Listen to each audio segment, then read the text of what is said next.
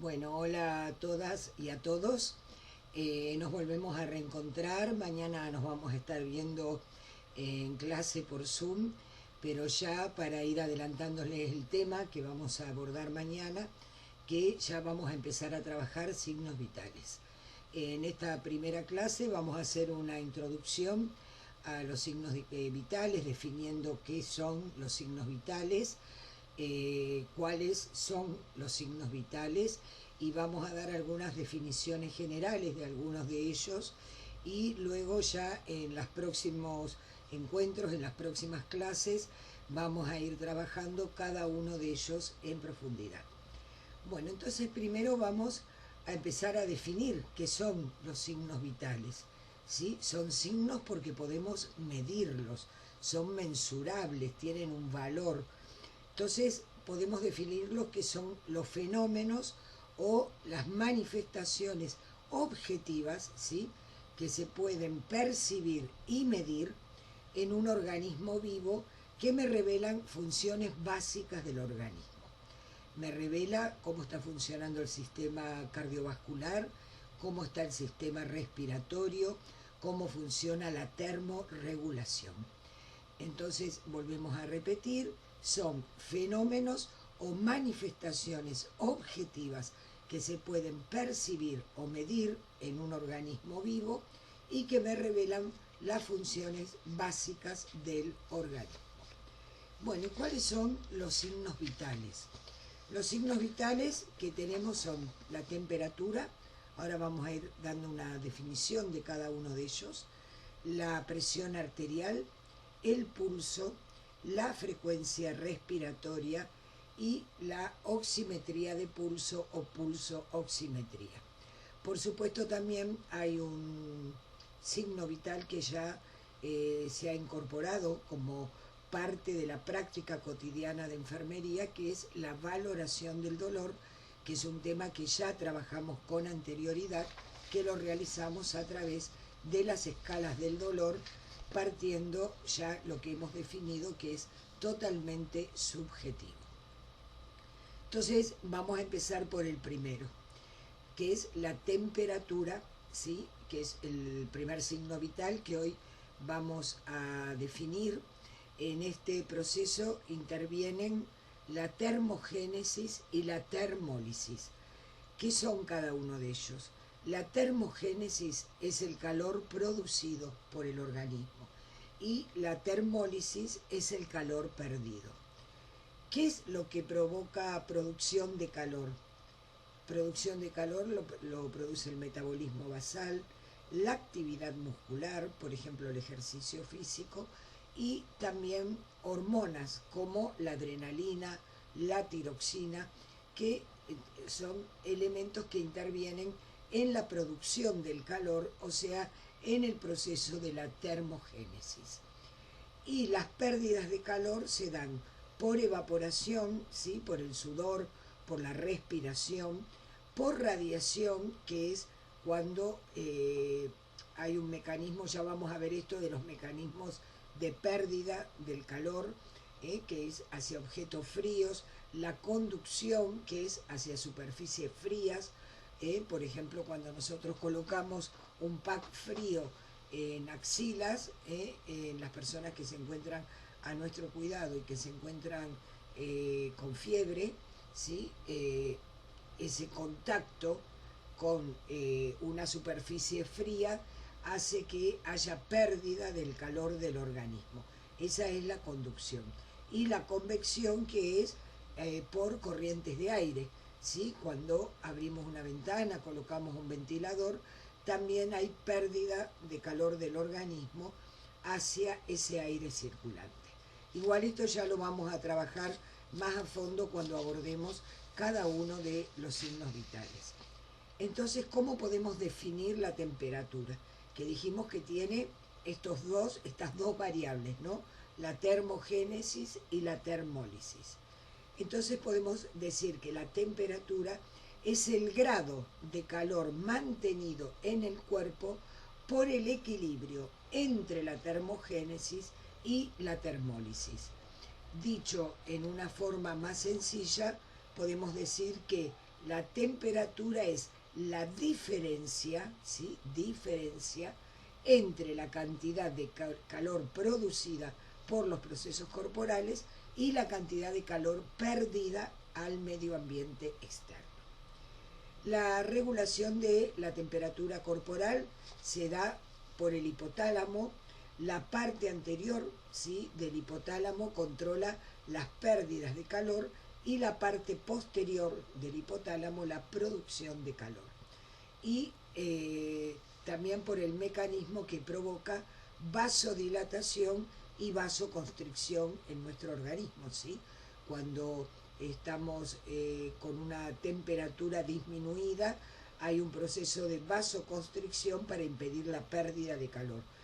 Cuando estamos con la temperatura elevada, hay vasodilatación para facilitar justamente la sudoración como un mecanismo de pérdida de calor. ¿Cuáles son los valores normales de la temperatura?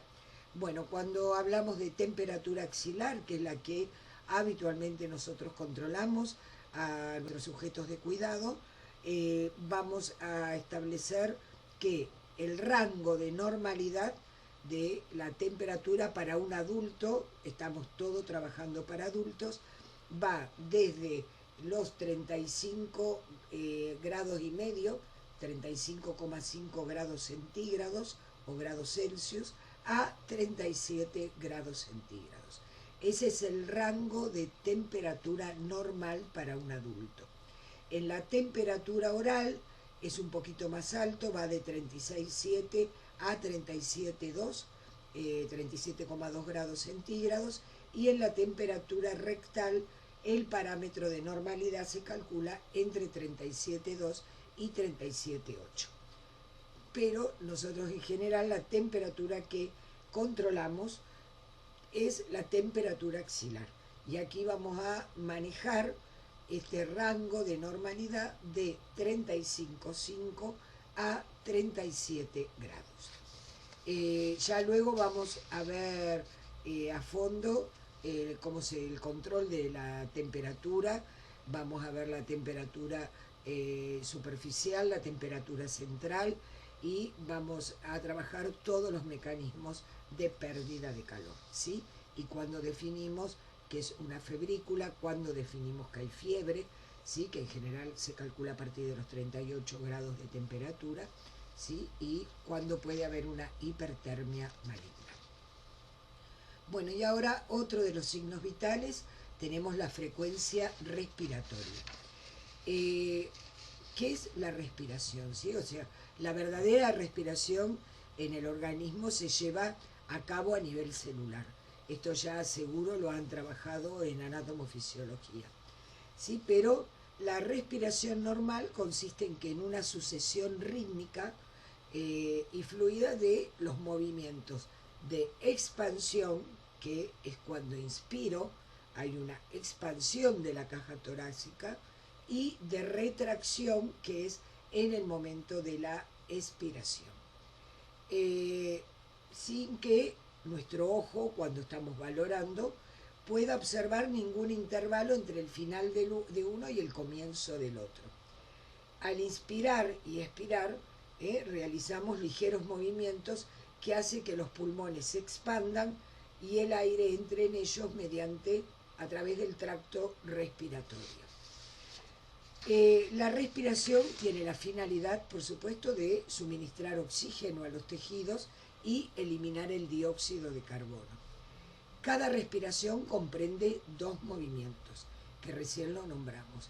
La inspiración, que es el ingreso de aire a los pulmones, que es un movimiento activo, un mecanismo activo, y la expiración, que es un mecanismo pasivo, que es la salida del aire de los pulmones. Bueno, el control también de la temperatura se realiza por el centro respiratorio y podemos decir entonces que la respiración es este mecanismo de intercambio de gases entre la atmósfera, la sangre y las células. Y tiene tres procesos que se desarrollan en esto que llamamos la respiración. El primer proceso es la ventilación, ¿sí? Que es este movimiento de gases de los pulmones al exterior y viceversa. Tiene que ver con este proceso de la inspiración y la expiración, donde hay este movimiento de gases. La difusión, que es el movimiento de oxígeno y dióxido de carbono entre los alvéolos y los hematíes. Y el otro mecanismo que interviene en la respiración es la perfusión, que es la distribución de hematíes hacia y desde los capilares pulmonares. Esto ya luego lo vamos a trabajar más a fondo cuando veamos específicamente respiración y frecuencia respiratoria. La frecuencia respiratoria también tiene un rango de normalidad, ¿sí? Ese rango de normalidad, siempre hablando para adultos, está entre 12 y 20 ciclos respiratorios por minuto. La media suele ser 16, pero el rango de normalidad para un adulto es entre 12 y 20 ciclos respiratorios. Esta respiración que se encuentra en el rango de la normalidad se define eupnea. Nosotros cuando valoramos a las personas que tenemos a nuestro cuidado y tiene un rango de frecuencia respiratoria dentro de estos valores normales, decimos que la persona se encuentra eupneica, ¿sí? Esta es la eupnea. Definimos eupnea a la respiración en el rango de normalidad. Cuando la respiración se encuentra por encima de 20 ciclos respiratorios por minuto, hablamos de taquipnea. Y cuando se encuentra por debajo de 12 ciclos respiratorios por minuto, la definimos como bradipnea. Luego vamos a ver, cuando abordemos respiración, vamos a ver lo que es una respiración superficial, qué es la polipnea, vamos a ver las respiraciones especiales, la respiración de Kussmaul, la respiración Biot, la respiración de Cheyne-Stokes, o también llamada la respiración premortem, cuando trabajemos a fondo respiración. ¿Sí? Y nosotros siempre como personal de enfermería, cuando valoramos la frecuencia respiratoria, debemos valorar no solo la frecuencia, o sea, conociendo este rango de normalidad entre 12 y 20 nos permite definir si la persona se encuentra euneica, taquipneica o bradipneica. También debemos valorar la profundidad de las respiraciones, o sea, cuando observamos el tórax, puede haber una respiración normal, puede haber una respiración profunda o puede haber una respiración superficial. Y lo otro que debemos observar es el ritmo, ¿sí? O sea, observar el intervalo de tiempo después de cada ciclo respiratorio para poder valorar si el ritmo es regular o irregular. Bueno, ahora vamos a ir a otro de los signos vitales, que es el pulso arterial. Entonces, ¿qué es el pulso? ¿Sí? El pulso lo vamos a definir como el salto palpable del flujo sanguíneo. Ese pulso que yo controlo en general en la arteria radial, ¿sí? Que es una arteria superficial presionando sobre una base firme, en general sobre un hueso, utilizando mi dedo índice y mi dedo mayor. Eso es qué es lo que percibo cuando digo el pulso es de tanto.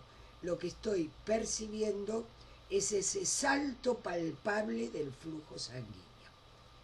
La frecuencia del pulso es el número de sensaciones pulsátiles que suceden en un minuto. Siempre debo controlar durante un minuto. La frecuencia respiratoria también, ¿sí? Y el gasto cardíaco, que va a estar ligado ya cuando trabajemos a fondo pulso, lo vamos a ver, y vamos a ver esto de poder controlar el pulso apical. cuando está ligado directamente al gasto cardíaco. El gasto cardíaco es el volumen de sangre bombeada por el corazón durante un minuto. Esta es la definición de gasto cardíaco. Entonces repasamos: pulso, salto palpable del flujo sanguíneo. Frecuencia del pulso es el número de sensaciones pulsátiles que ocurren durante un minuto, que yo percibo durante un minuto. Y el gasto cardíaco es el volumen de sangre bombeada o eyectada por el corazón durante un minuto. Por supuesto, ya dijimos, hay que contar el número de pulsaciones en 60 segundos, o sea, durante un minuto. Los valores normales, siempre por eso valoramos, por ejemplo, el dolor. Los valores normales tienen una relación directa con la edad y con el estado neurovegetativo. Por ejemplo, el dolor altera el pulso, o sea, la frecuencia del pulso. La ansiedad también modifica la frecuencia del pulso. En los adultos, el rango de normalidad de la frecuencia del pulso va de 60 a 100 latidos por minuto. Tienen una media de 80, pero el rango de normalidad va de 60 a 100. Entonces yo digo que la persona se encuentra normocárdica. Cuando esos valores están por encima de 100 latidos por minuto, hablo de taquicardia. Y cuando está por debajo de 60 latidos por minuto, hablo de bradicardia. Estos son los valores, ya vamos a trabajar a fondo cada uno de los signos vitales. Características del pulso que debo valorar. Aparte de valorar la frecuencia, este rango entre 60 y 100 latidos por minuto que controlo durante un minuto, tengo que controlar el ritmo, ¿sí? O sea, si es regular o irregular, que me está indicando que hay arritmia. La intensidad, saber si es fuerte, débil, filiforme, ¿sí? Entonces, cuando realizamos el registro de enfermería, siempre debe constar, cuando realizamos la valoración del pulso, tiene que constar esto que podemos poner en siglas, el FRI, ¿sí? En otras épocas también se trabajaba el FRITA, que me marcaba también la tensión, la T de tensión y la A de amplitud. Pero como mínimo tiene que estar el FRI, o sea, la frecuencia, el ritmo y la intensidad. Bueno, ahora vamos a hablar de la presión arterial. Ya luego vamos a trabajar la diferencia entre presión arterial y tensión arterial. En general se utiliza como sinónimos, pero no es correcto. ¿Sí? ¿Por qué? Porque la presión arterial es la fuerza lateral que actúa en las paredes de los vasos de una arteria por la pulsación de sangre a presión desde el corazón. O sea, la presión que realiza, ¿sí? Esa fuerza lateral que realiza la sangre al pasar por la arteria sobre las paredes de una arteria. Mientras que la tensión arterial, ¿sí? Es la presión que los vasos sanguíneos ejercen sobre la sangre circulante, o sea, las paredes de esos vasos sanguíneos, para poder mantener su luz, ¿sí? Ejercen una presión sobre la sangre que circula.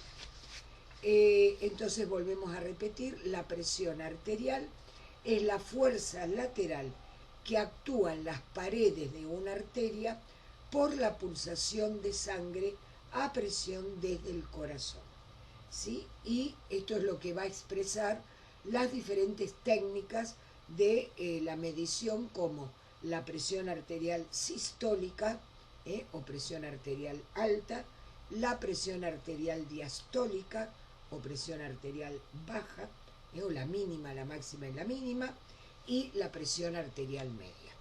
Ya esto luego vamos a trabajar a fondo presión arterial, todos los sesgos que hay en la medición de la presión arterial.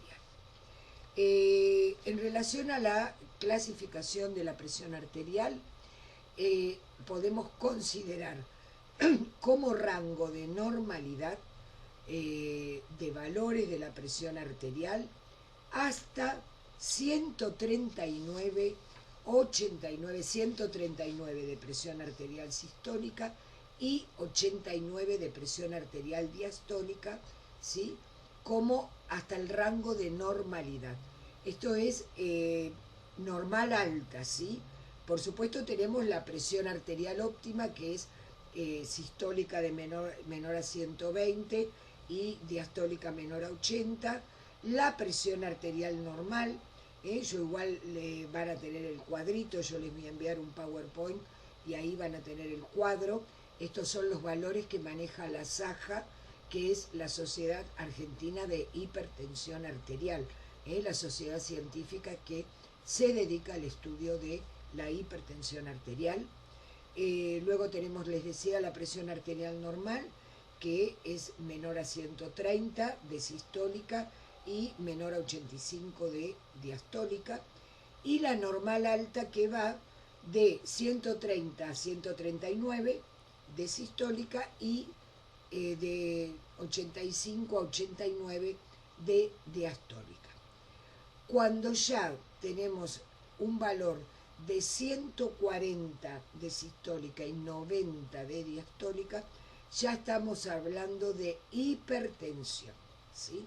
O sea, el rango de normalidad va hasta 139-89, que es normal alta, porque está muy cerca ya del primer grado, o la primer o etapa 1, o la hipertensión leve, que es a partir de 140-90. Entonces decimos, cuando una persona está dentro de este rango de normalidad, se encuentra normotenso. Cuando su presión arterial es mayor o igual a 140 de sistólica y mayor o igual a 90 de diastólica y para arriba, decimos que se encuentra hipertenso. Cuando maneja valores, ¿sí? Menores, vamos a ver ahora luego una tablita de la hipotensión, decimos que la persona se encuentra hipotensa. Esto lo vamos a trabajar bien cuando nos dediquemos a presión arterial, y vamos siempre a hablar de presión arterial, no vamos a hablar más de tensión arterial, porque lo que nosotros medimos, ¿sí?, con el tensiómetro es presión arterial. Bueno, y luego nos quedaría por último la oximetría de pulso, que es un signo vital que valoramos en forma permanente y ahora más que nunca, y sobre todo en todos los pacientes que nos entran con problemas respiratorios o cardiovasculares, están, como todas las personas que cuidamos en las salas de cuidados intensivos, ¿sí?, en las terapias intensivas, están todos con saturómetro, que es el instrumento que me permite medir, ¿sí?, es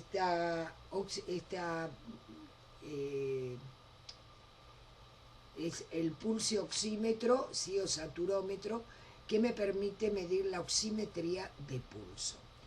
La oximetría de pulso no me mide el oxígeno en sangre, ¿sí? Esto se mide con gases arteriales, la cantidad de oxígeno en sangre. Lo que me indica el pulso oxímetro, el saturómetro, esta oximetría de pulso, lo que me está indicando es la cantidad, ¿sí?, de moléculas de hemoglobina unidas a oxígeno, ¿sí? Eso es lo que me indica el oxímetro de pulso. Por supuesto manejamos valores de normalidad, la normalidad es el 100%, se mide en porcentaje, y ya en general cuando la persona está saturando por debajo de 94, requiere oxígeno, probablemente a bajo flujo, pero hablamos con un rango de normalidad de 94 o 95 al 100%. Bueno, hasta aquí con estas generalidades de los signos vitales. Vamos a llegar en esta clase de hoy. Mañana lo vamos a trabajar en el encuentro virtual. Ya ahora en un ratito les voy a subir el video y les voy a mandar todos los datos para la conexión. Y ya la próxima semana vamos a empezar a trabajar en cada clase 2 de los signos vitales en profundidad. Bueno, espero que terminen muy bien su día y nos vemos mañana. Cariños a todos.